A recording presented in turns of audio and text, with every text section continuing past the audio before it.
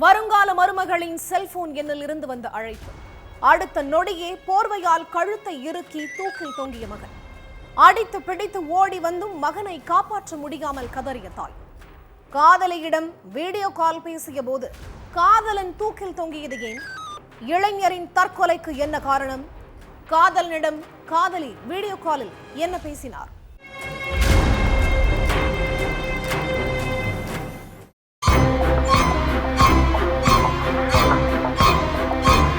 வருங்கால மருமக கிட்ட இருந்து இளைஞரோட தாய்க்கு போன் வந்திருக்கு. அத்தை, உடனே உங்க மக ரூமுக்கு போய் அவரை காப்பாத்துங்க, மத்த எல்லாத்தையும் அப்புறமா சொல்றேன்னு சொல்லி இருக்காங்க அந்த பொண்ணு. அதனால மகனோட ரூமுக்கு ஓடி போயிருக்காங்க அம்மா. ஆனா கதவு உள்பக்கமா தாழ்பால் போடப்பட்டிருந்ததுனால அக்கம் பக்கத்துல உள்ளவங்க உதவியோட கதவை உடைச்சிட்டு உள்ள போய் மகனை மீட்டு ஹாஸ்பிட்டலுக்கு கொண்டு போயிருக்காங்க தாய். ஆனா ஏற்கனவே இளைஞரோட உசுறு போயிட்டுதா சொன்ன டாக்டர்கள் போலீஸுக்கும் தகவல் கொடுத்திருக்கிறாங்க. அதுக்கப்புறம் அங்க வந்த போலீஸ் இளைஞரோட தாய் அவங்களோட வருங்கால மருமக கிட்ட விசாரணை நடத்தி இருக்காங்க. அதுலதான் இளைஞரோட உயிரிழப்புக்கான காரணமே தெரிய வந்துச்சு. கன்னியாகுமரி இரவை புத்தன்துறை பகுதியைச் சேர்ந்தவர் தான் துப்புரவு பணியாளர் ஜெயக்குமார்.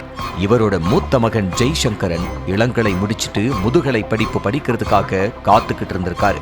இவரும் கொல்லங்கோடு பகுதியில் உள்ள ஒரு இளம் பெண்ணும் காதலிச்சிட்டு இருந்திருக்காங்க. இவங்களோட காதலுக்கு 2 வீட்டு பெற்றோர்களுமே கிரீன் சிக்னல் காட்டிட்டாங்க. அதனால படிப்பை முடிச்சுட்டு நல்ல ஒரு வேலைக்கு போனதும் கூடிய சீக்கிரமே கல்யாணம் பண்ணிக்கலாம்னு இருந்திருக்காரு ஜெயசங்கரன். இதுக்கு மத்தியில நான் சொல்ற விஷயத்தை தான் நீ கேட்கணும், என்கிட்ட கேட்காம எங்கேயும் வெளியே போக கூடாது, ஆண் நண்பர்கள் கிட்ட ஒரு அளவோட தான் பேசணும்னு சின்ன சின்ன விஷயங்களுக்கு கூட காதலி கிட்ட சண்டை போட்டுக்கிட்டே இருந்திருக்காரு இளைஞர்.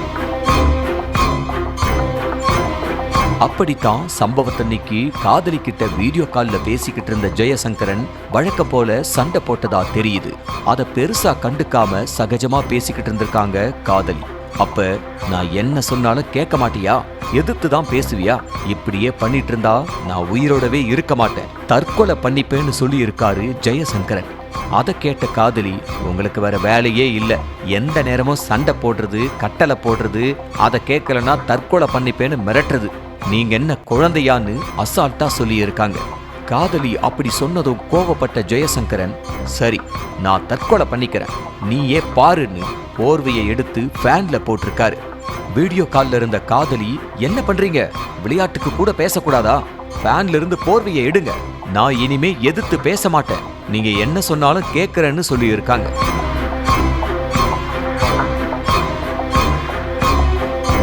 ஆனா காதலிய மிரட்டுறதுக்காக பெட்ரூம் கதவை உள்பக்கமா பூட்டின ஜெயசங்கரன் ஃபேன்ல போட்டு வச்சிருந்த போர்வையில கழுத்தை கொடுத்திருக்காரு.